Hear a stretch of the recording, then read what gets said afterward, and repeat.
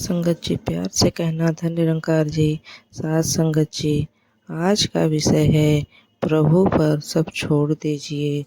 साथ संगत जी, एक गांव में एक साधु महाराज पधारे। वह साधु महाराज भगवान शिव के परम भक्त हैं और ऊंची स्थिति में धनी थे। वह साधु महाराज एक दिन भिक्षा मांगने के लिए एक घर में आए।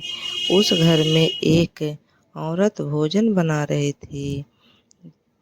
उसके पास ही उसकी 8-9 वर्ष की पुत्री लीला बैठी हुई थी। वह बिलख बिलख कर रो रही थी। बच्ची को इस तरह रोते देखकर साधु महाराज का हृदय करुणा से भर गया। उन्होंने उस औरत से पूछा कि माता जी, बच्ची रो क्यों रही है? साधु महाराज ने इतना पूछते ही वह अपने आप में रोक नहीं पाए। वह भी रोने लगी।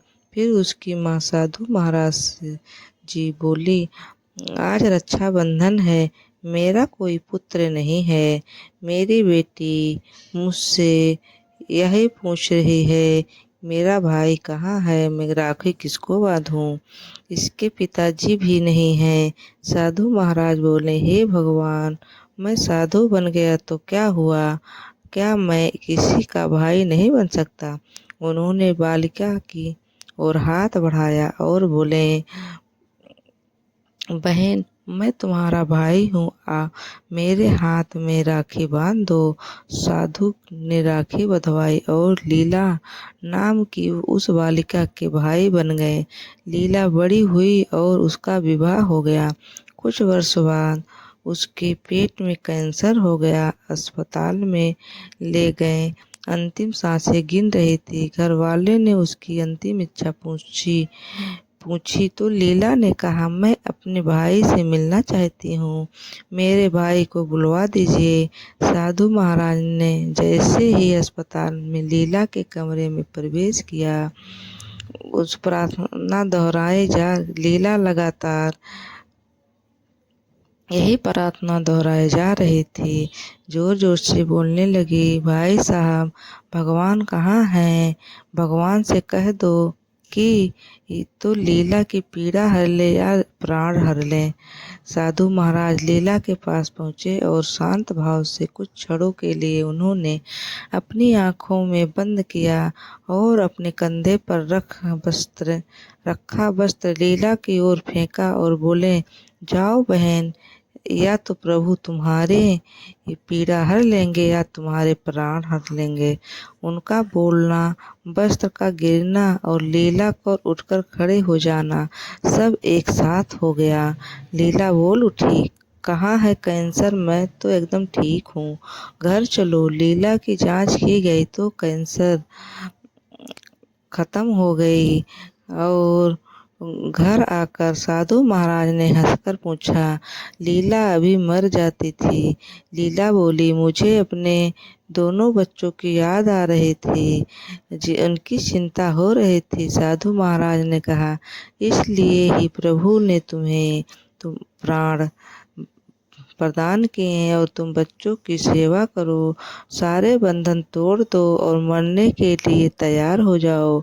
मृत्यु शाश्वत सत्य है, इसके लिए तैयार रहना। यह कहकर साधु महाराज वहाँ से चले गए। उसके बाद लीला बच्चों की सेवा करने लगी। जब बच्चे अधिक बड़े हो गए और चाचा चाची के साथ बिताने लगे, ठीक 1 वर्ष बाद लीला के पेट में पहले से भी ज़्यादा बड़ा कैंसर हो गया। वही अस्पताल का संयोग, वही वार्ड, वही पलंग मिला। लीला के लिए भगवान का बुलावा आ गया।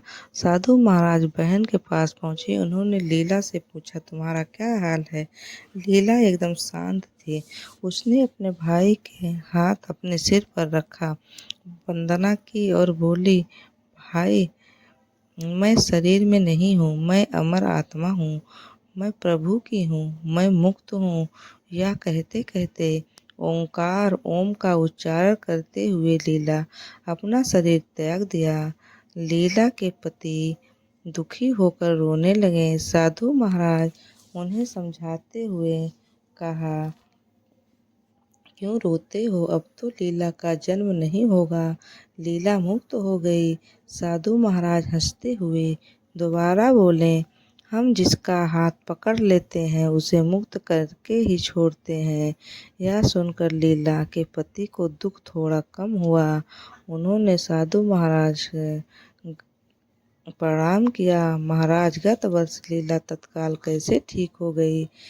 आपने क्या किया था? साधु महाराज बोले, गत वर्ष लीला बार बार मुझसे पीड़ा या प्राण हर लेने के लिए प्रार्थना करने को कहा था। इसलिए प्रभु महादेव ने कहा कि हे भगवान, अब हम लीला मेरी बहन है, इस क्षण के बाद आप अपनी बहन को आप ही संभालिए और सब महादेव पर छोड़ते ही प्रभु ने अपनी बहन ठीक कर दिया। यह है प्रभु की लीला।